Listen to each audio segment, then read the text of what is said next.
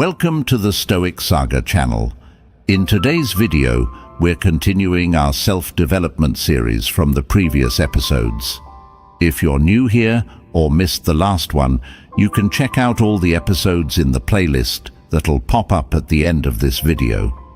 These lessons aren't just educational content, they're a daily, all-encompassing approach to life.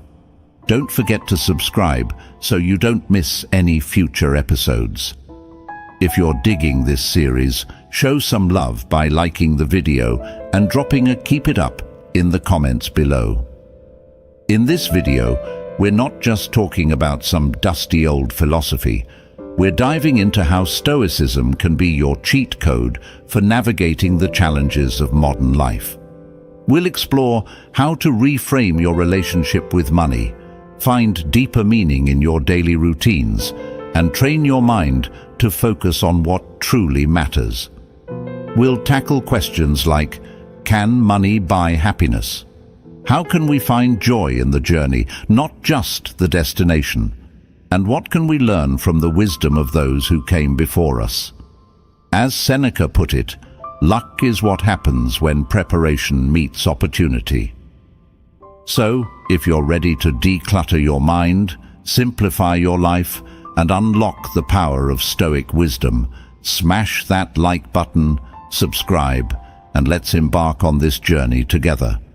Remember, as Marcus Aurelius said, you have power over your mind, not outside events. Realize this, and you will find strength. Lesson 1. A morning ritual. Your daily dose of awesome. All right, folks. Let's talk about mornings. Not the groggy, caffeine-fueled scramble to get out the door.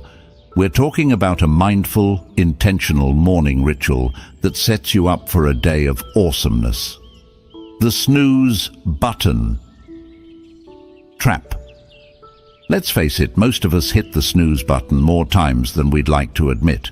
We wake up feeling groggy, stressed, and already behind schedule.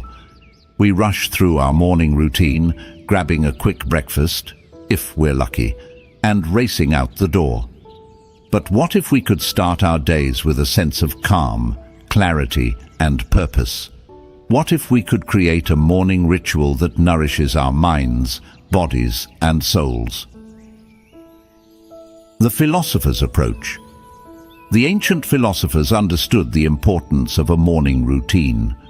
Aristotle, for example, believed that the first few hours of the day were crucial for setting the tone for the rest of the day. He advocated for a morning routine that included exercise, contemplation, and study. So, how can we create a morning ritual that works for us in the modern world? 1. Rise and shine mindfully. Instead of hitting the snooze button, try waking up at the same time each day, even on weekends. This helps regulate your body's natural sleep-wake cycle. When you wake up, take a few deep breaths, stretch your body, and set an intention for the day. 2. Hydrate and nourish.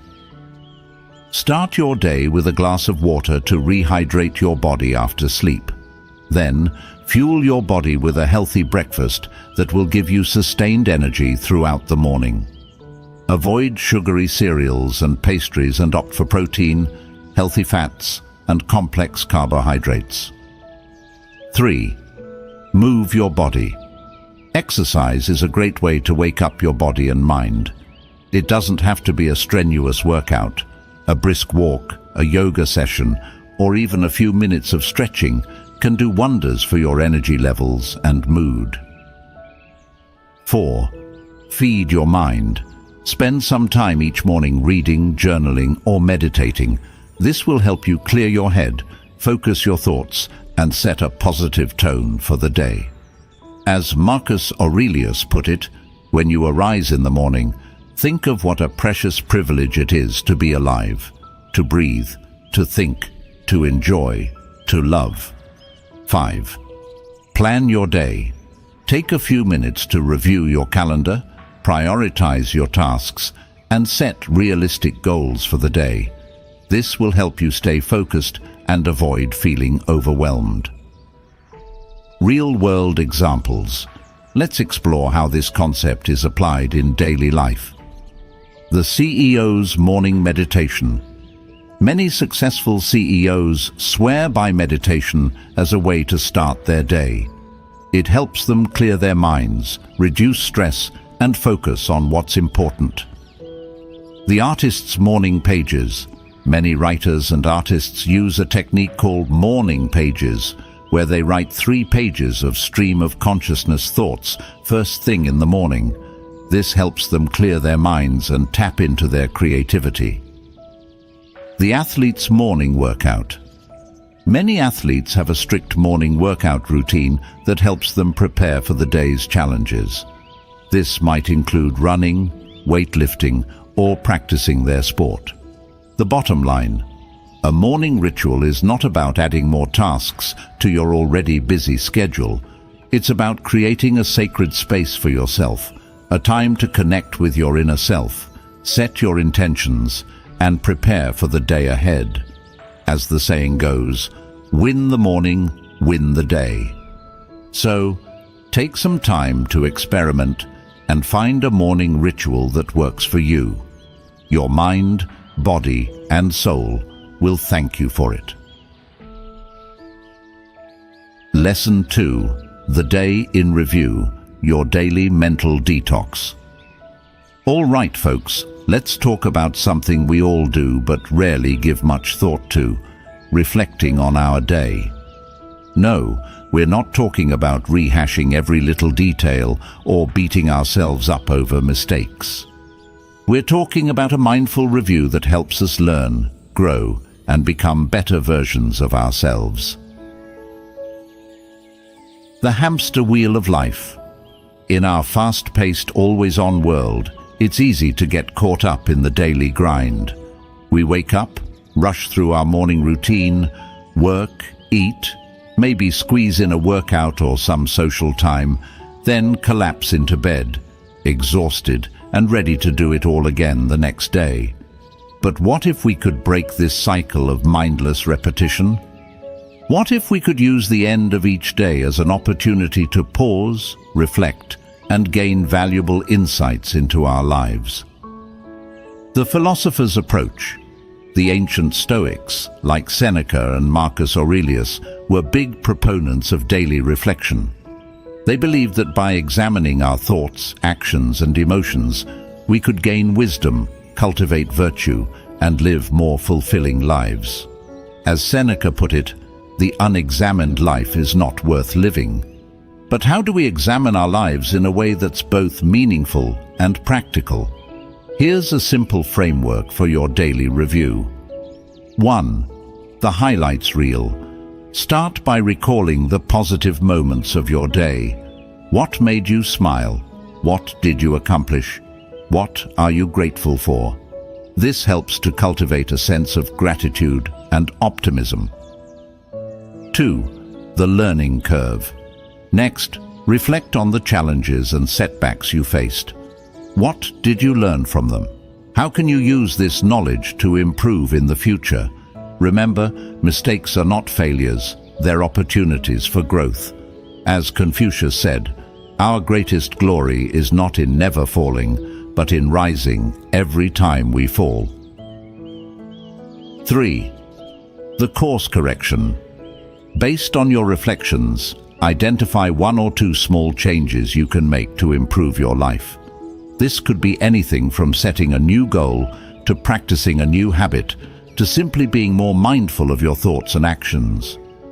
As the saying goes, the journey of 1,000 miles begins with a single step. Real-world examples. Let's explore how this concept is applied in daily life. The journaling CEO. Many successful CEOs keep a daily journal to reflect on their experiences, capture their thoughts, and track their progress towards their goals. The mindful athlete. Athletes often use visualization and mental rehearsal techniques to review their performance, identify areas for improvement, and prepare for future competitions. The grateful parent. Parents can use bedtime routines with their children to reflect on the day's events, express gratitude for the good things that happened, and learn from any mistakes or challenges. The bottom line: the day in review is not about dwelling on the past or obsessing over what went wrong. It's about learning from our experiences, celebrating our successes, and making small, incremental improvements that lead to big changes over time. As the philosopher Heraclitus said, the only constant in life is change. By embracing change and using reflection as a tool for growth, we can navigate life's ups and downs with more grace, resilience, and wisdom. Lesson 3. The truth about money: it ain't what you think, and it won't buy you happiness. All right, folks, let's have a heart-to-heart about the almighty dollar. We're not talking about budgeting tips or investment strategies, although those are important too. We're talking about the deeper meaning of money, its role in our lives, and the often misunderstood relationship between money and happiness. The golden handcuffs. In our society, money is often seen as the ultimate goal. We're told that more money equals more happiness, more freedom, more success. But is that really true? As the philosopher Epicurus put it, wealth consists not in having great possessions, but in having few wants. In other words, it's not about how much money you have, but how much you need. And the truth is, most of us need a lot less than we think we do. The hedonic treadmill. Have you ever noticed that no matter how much money you make, you always seem to want more? That's because of something called the hedonic treadmill. It's the idea that we quickly adapt to our circumstances. So even when we get a raise or a bonus, the initial boost of happiness is short-lived. We quickly return to our baseline level of happiness, and then we start wanting more. The money trap. The pursuit of money can become a trap, leading us to sacrifice our time, our health, our relationships, and our values.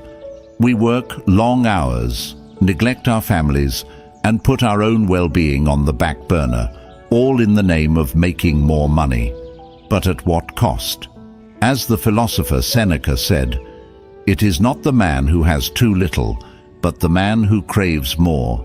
That is poor." So, how do we break free from the money trap and find a healthier relationship with wealth? 1. Redefine wealth. Wealth is not just about money. It's about having enough of what you need to live a comfortable, fulfilling life. This includes financial security, good health, loving relationships, meaningful work, and a sense of purpose. 2. Practice gratitude. Take time each day to appreciate what you have, rather than focusing on what you lack. This can be as simple as writing down 3 things you're grateful for each morning or evening. 3. Spend wisely. Don't just spend money on things you want. Spend it on experiences that bring you joy, on investments that will benefit you in the long run, and on things that align with your values. As the saying goes, buy experiences, not things. 4. Give back. One of the best ways to find meaning and fulfillment in life is to give back to others.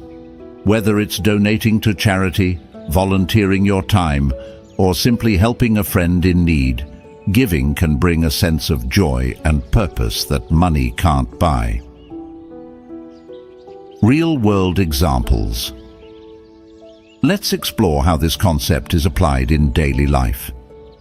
The minimalist millionaire. Many successful entrepreneurs and investors have embraced a minimalist lifestyle, focusing on experiences and relationships rather than material possessions. They've learned that true wealth comes from living a life of purpose and meaning, not from accumulating stuff. The charitable billionaire. Some of the wealthiest people in the world, like Bill Gates and Warren Buffett, have pledged to give away the majority of their fortunes to charitable causes.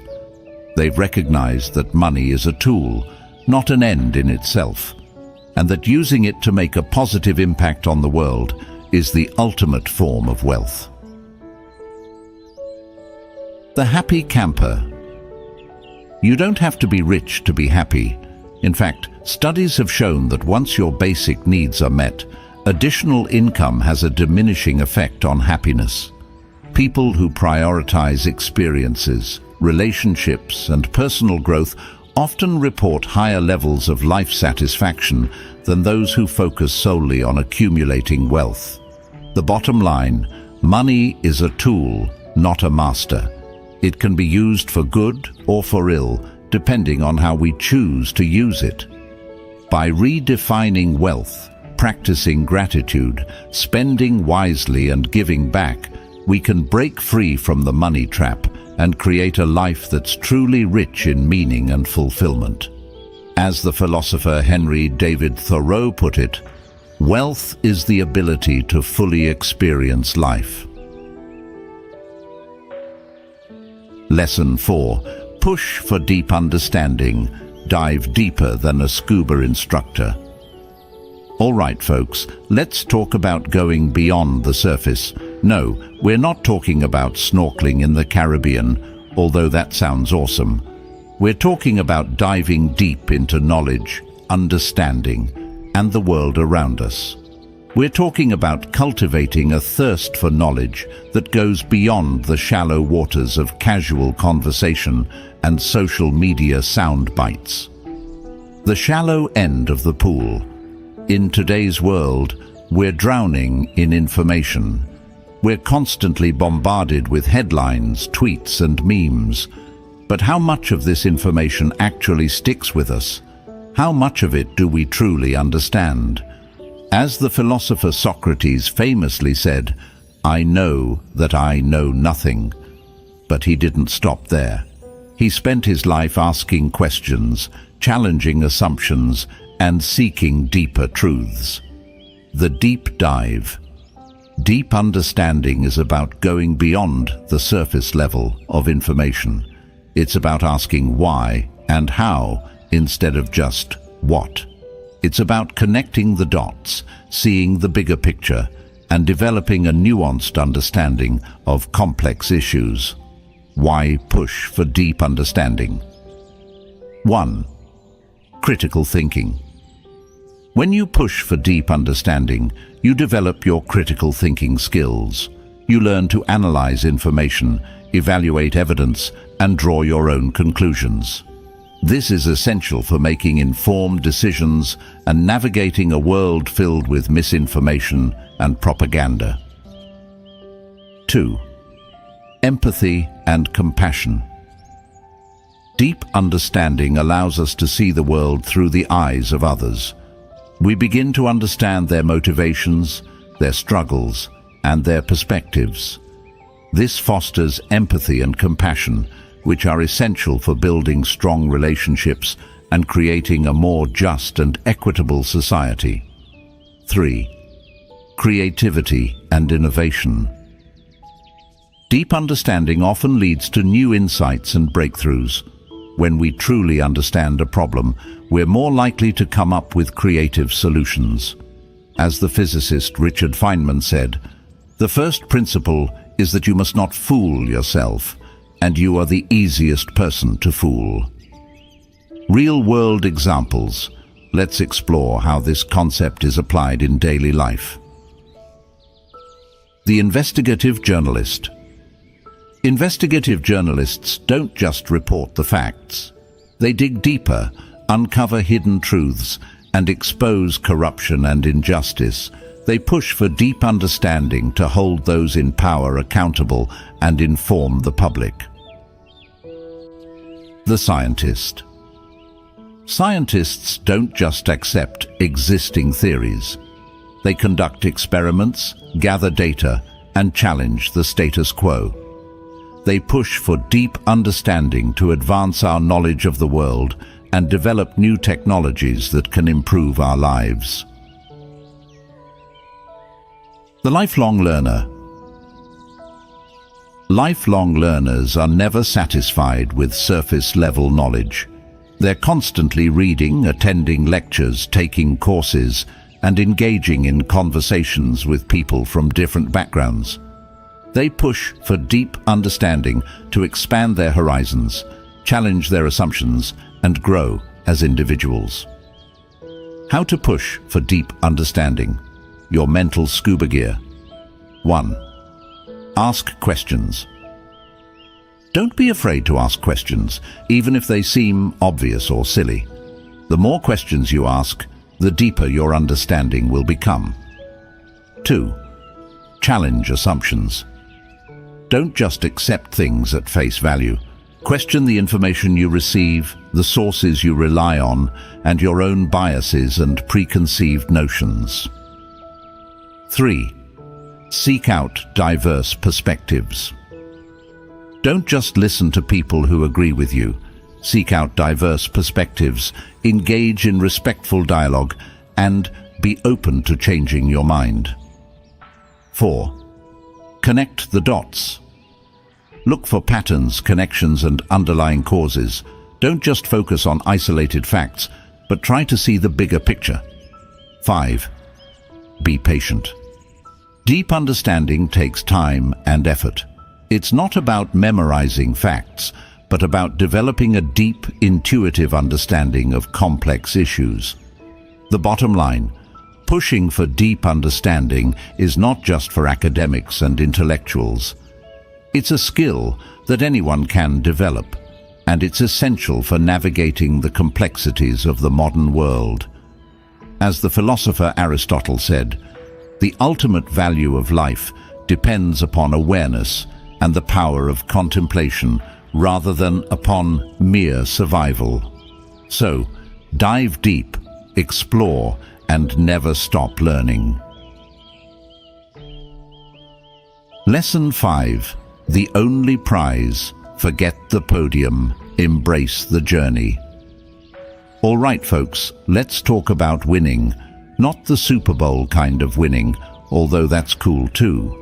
We're talking about the deeper, more meaningful kind of winning that comes from living a life of purpose, passion, and personal growth. The gold medal illusion. In our society, we're obsessed with winning. We're constantly comparing ourselves to others, striving for recognition, and chasing after external validation. We think that if we just achieve that promotion, buy that fancy car, or get that perfect body, we'll finally be happy. But here's the thing. External validation is fleeting. It's like a sugar rush. It feels good in the moment, but it doesn't last. And the pursuit of external validation can often lead us down a path of anxiety, stress, and burnout. As the philosopher Epictetus put it, wealth consists not in having great possessions, but in having few wants. In other words, true happiness comes from within, not from external achievements. The intrinsic motivation. So, what's the alternative? It's about finding your intrinsic motivation, the drive that comes from within, the passion that fuels your actions, the desire to learn, grow, and contribute to the world. As the psychologist Mihaly Csikszentmihalyi put it, the best moments in our lives are not the passive, receptive, relaxing times. The best moments usually occur if a person's body or mind is stretched to its limits in a voluntary effort to accomplish something difficult and worthwhile. So, how do we shift our focus from external validation to intrinsic motivation? 1. Define your values. What's important to you? What are your core beliefs and principles? What kind of impact do you want to have on the world? Take some time to reflect on these questions and write down your answers. This will be your compass, guiding you towards a life of meaning and purpose. 2. Set meaningful goals. Don't just set goals based on what society expects of you or what you think you should do.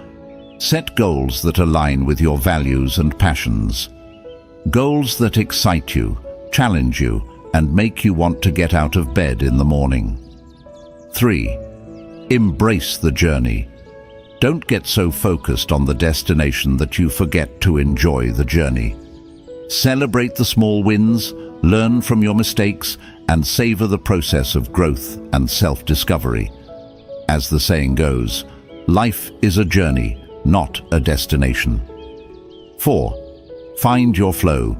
Flow is that state of complete immersion in an activity, where time seems to fly by and you're completely absorbed in the moment. It's the sweet spot between challenge and skill, where you're pushing yourself, but not overwhelmed. Find activities that put you in a state of flow, whether it's writing, painting, playing music, or solving complex problems. Real-world examples. Let's explore how this concept is applied in daily life. The artist who paints for passion. Many artists create art not for fame or fortune, but for the sheer joy of creation. They find fulfillment in the process of expressing themselves, exploring new ideas, and pushing their creative boundaries. The scientist who seeks knowledge. Many scientists are driven by a thirst for knowledge, a desire to understand the world around them. They find satisfaction in the pursuit of truth, the discovery of new insights, and the contribution to scientific progress. The volunteer who serves others. Many people find meaning and purpose in serving others. They volunteer their time, energy, and skills to help those in need, without expecting anything in return. The bottom line: the only prize worth winning is the one that comes from within.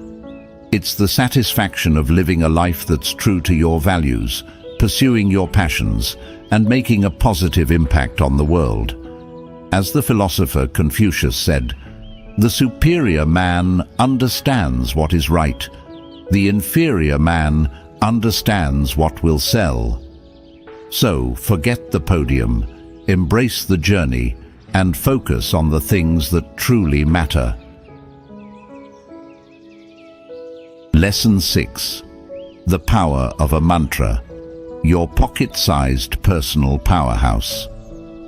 All right, folks, let's talk about mantras. No, we're not talking about chanting in a yoga studio, although, hey, if that's your thing, more power to you. We're talking about the power of words to shape our thoughts, our emotions, and our actions. We're talking about creating a personal mantra that can be your secret weapon for navigating life's challenges and achieving your goals. What's a mantra anyway? A mantra is a word, phrase, or sound that is repeated to aid concentration in meditation. But it's more than that. It's a powerful affirmation, a guiding principle, a reminder of your inner strength and potential.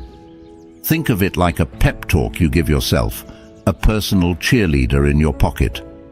It's a way to reprogram your subconscious mind, to replace negative self-talk with positive affirmations, and to cultivate a mindset of resilience and optimism. The ancient wisdom. The use of mantras dates back thousands of years to ancient India, where they were used in Hindu and Buddhist traditions as a tool for spiritual growth and enlightenment.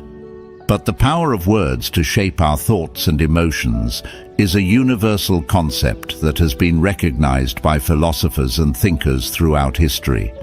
As the Buddha said, "All that we are is the result of what we have thought. The mind is everything. What we think, we become."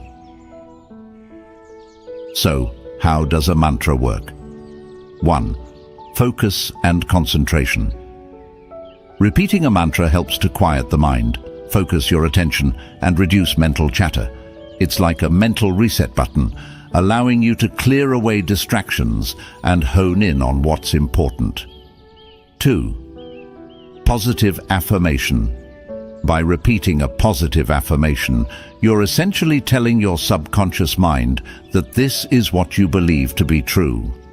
Over time, this can lead to a shift in your mindset and a more positive outlook on life. 3. Emotional regulation. Mantras can help you manage stress, anxiety, and other negative emotions. By repeating a calming or empowering phrase, you can soothe your nervous system and cultivate a sense of inner peace. 4. Motivation and inspiration. A mantra can be a source of motivation and inspiration, reminding you of your goals, your values, and your potential. It can help you stay focused, overcome obstacles, and achieve your dreams. Real-world examples. Let's explore how this concept is applied in daily life. The athlete's mantra. Many athletes use mantras to boost their confidence, focus their attention, and push through physical and mental barriers. Think of phrases like, "I am strong," "I am capable," or "I can do this." The entrepreneur's mantra. Entrepreneurs often use mantras to stay motivated, overcome setbacks, and maintain a positive outlook. Think of phrases like, "I am creating something meaningful," "I am making a difference," or "I am building my dream." The everyday hero's mantra. You don't have to be an athlete or an entrepreneur to benefit from a mantra. Anyone can create a personal mantra that resonates with them and helps them navigate life's challenges. Think of phrases like, "I am enough," "I am loved," or "I am grateful." How to create your own mantra, your personal power phrase. 1. Choose a phrase that resonates. Your mantra should be something that speaks to you on a deep level, something that inspires and motivates you. It could be a quote from your favorite philosopher, a line from a song, or a simple affirmation that you create yourself. 2. Keep it short and sweet. Your mantra should be easy to remember and repeat. A few words or a short phrase is usually enough. 3. Repeat it regularly. The more you repeat your mantra, the more powerful it becomes. Try incorporating it into your daily routine.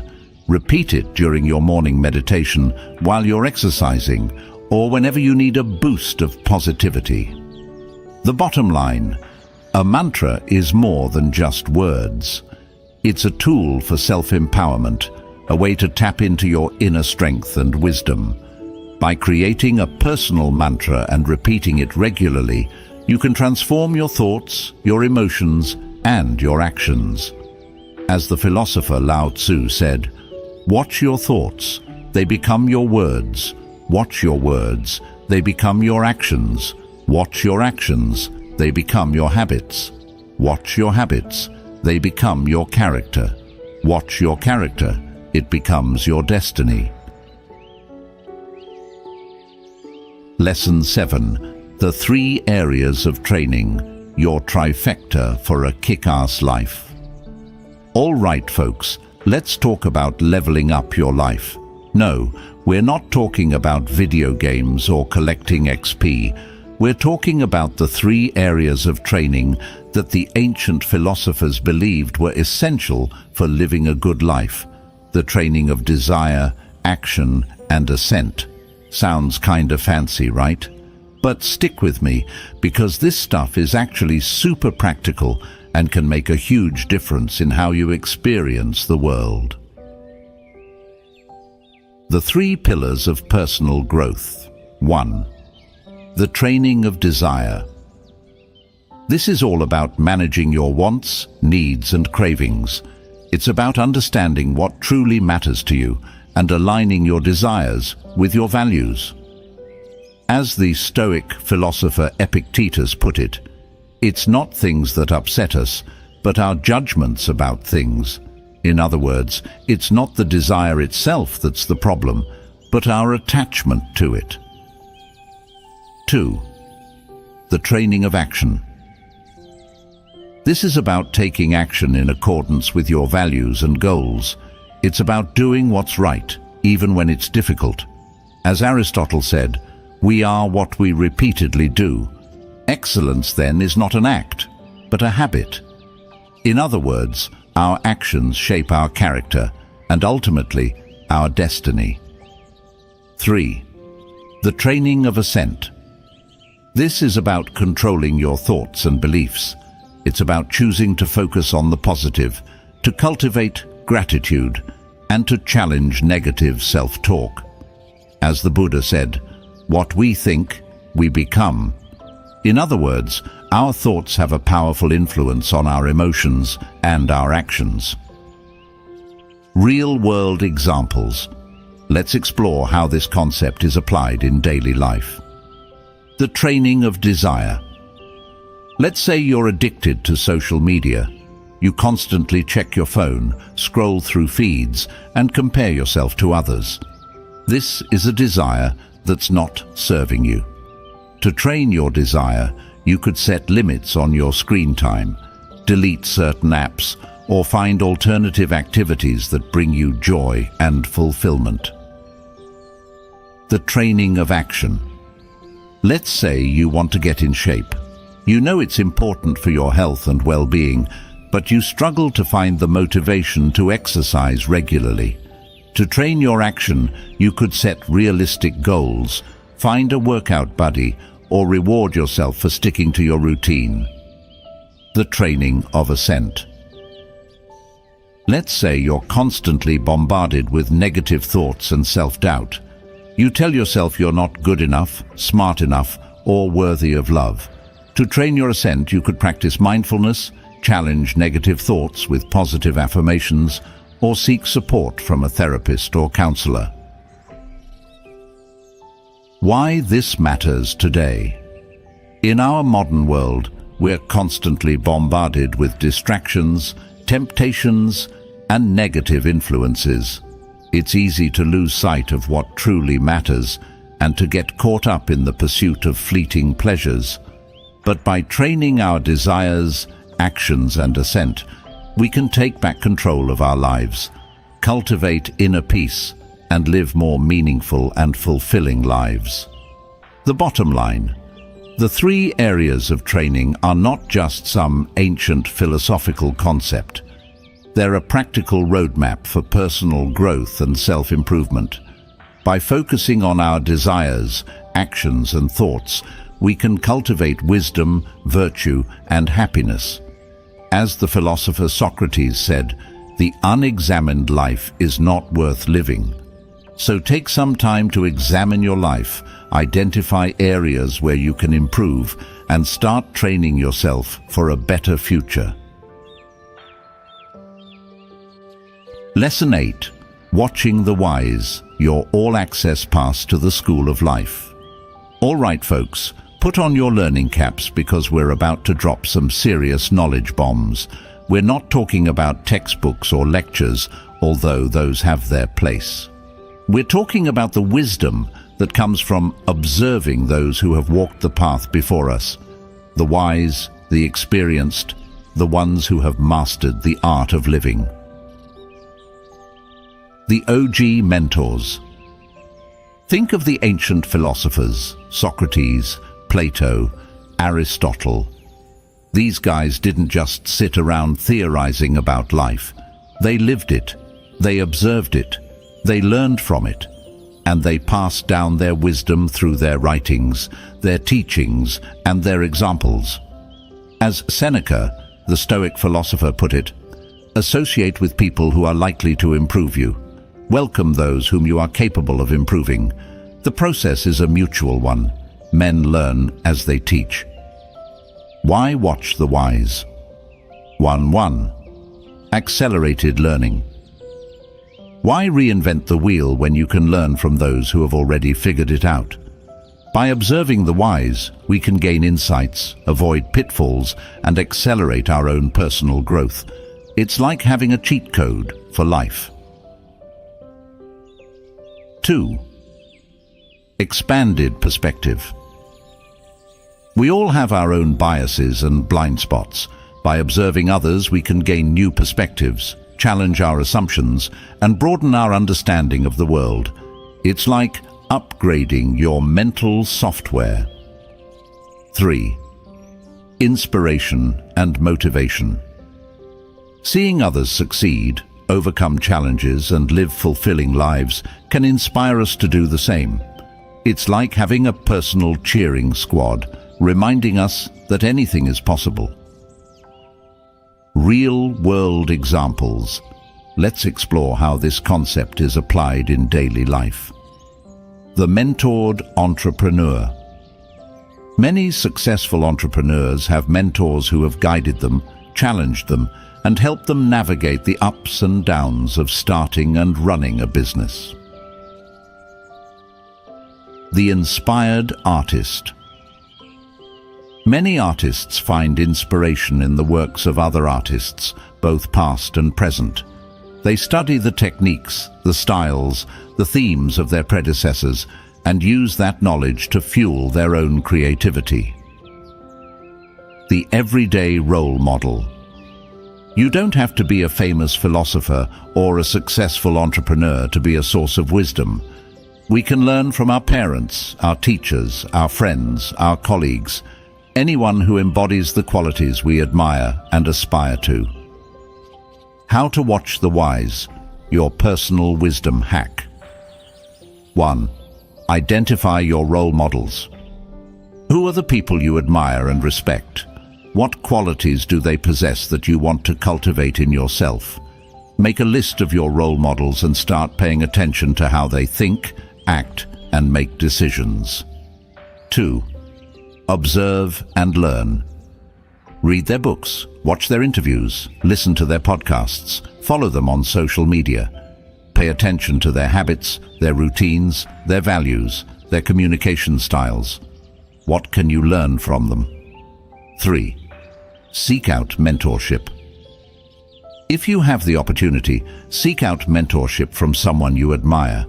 This could be a formal mentorship program, a casual coffee chat, or simply reaching out to someone you admire and asking for advice. 4. Reflect and apply. Don't just passively consume information.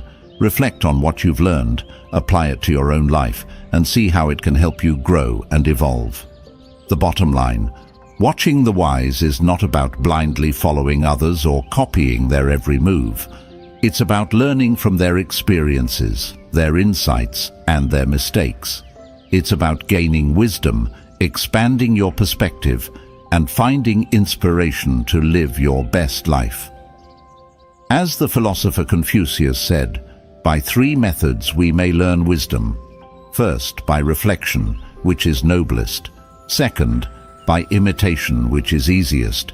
And third, by experience, which is the bitterest. Lesson 9.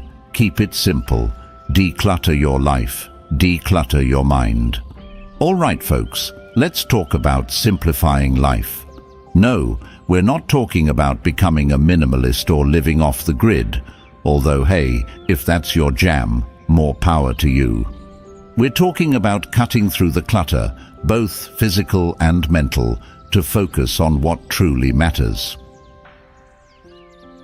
The overwhelm epidemic. In today's world, we're bombarded with choices, information, and distractions. We have too much stuff, too many commitments, and too many tabs open in our browsers. It's no wonder we feel overwhelmed, stressed out, and constantly behind the curve. As the philosopher Socrates famously said, "Beware the barrenness of a busy life." In other words, just because you're busy doesn't mean you're productive or fulfilled. In fact, all that busyness can actually get in the way of what truly matters. The Zen of simplicity. Simplicity isn't about deprivation or sacrifice. It's about intentionality and focus. It's about choosing quality over quantity, experiences over things, and presence over productivity. As the minimalist writer Joshua Becker put it, Simplicity is the intentional promotion of the things we most value and the removal of anything that distracts us from them. So, how do we simplify our lives and find more peace and clarity in the process? 1. Declutter your space. Start by decluttering your physical environment. Get rid of anything you don't use, need, or love. This includes clothes, books, gadgets, furniture, anything that's taking up space and adding to the mental clutter. As the saying goes, outer order contributes to inner calm. 2. Simplify your schedule. Take a hard look at your calendar and commitments. Are you overscheduled? Are you saying yes to things you don't really want to do? Learn to say no more often and prioritize the activities that truly matter to you. As the author Greg McKeown put it, if it isn't a hell yeah, it's a no. 3. Streamline your digital life. Our digital lives can be just as cluttered as our physical ones. Unsubscribe from email lists you don't read. Unfollow social media accounts that don't inspire you, and set limits on your screen time. As the digital minimalist Cal Newport put it, digital minimalism is a philosophy of technology use in which you focus your online time on a small number of carefully selected and optimized activities that strongly support things you value, and then happily miss out on everything else. 4. Focus on the essentials. What are the most important things in your life? Your family, your friends, your health, your passions. Make a list of your top priorities and focus your time and energy on those things. As the philosopher Marcus Aurelius put it, very little is needed to make a happy life. It is all within yourself, in your way of thinking. Real-world examples. Let's explore how this concept is applied in daily life. The capsule wardrobe. Many people have embraced the concept of a capsule wardrobe, which consists of a small number of essential clothing items that can be mixed and matched to create a variety of outfits. This simplifies their morning routine and reduces decision fatigue. The weekly meal. Planning your meals for the week can save you time, money, and stress. It also helps you make healthier choices and avoid impulse purchases at the grocery store. The tech-free weekend. Many people find that taking a break from technology for a weekend can be incredibly refreshing and rejuvenating. It allows them to disconnect from the digital world and reconnect with themselves, their loved ones, and the natural world. The bottom line: simplifying your life is not about deprivation or sacrifice. It's about making conscious choices, focusing on what truly matters, and creating more space for joy, creativity, and meaning in your life. As the poet T.S. Eliot put it, "Where is the wisdom we have lost in knowledge? Where is the knowledge we have lost in information?" By simplifying our lives, we can reclaim our wisdom, our knowledge, and our sense of wonder. All right, Stoic fam, we've covered a lot of ground today, from morning routines to minimalist living, from the power of mantras to the wisdom of the ancients. But remember, Stoicism isn't just about reading or listening, it's about doing. It's about taking these principles and applying them to your daily life. As Epictetus said, first say to yourself what you would be, and then do what you have to do. So what kind of life do you want to create? What kind of person do you want to become? Start small. Choose one principle that resonates with you and start practicing it today. Maybe it's setting a Stoic morning routine, decluttering your space, or finding a mantra that empowers you.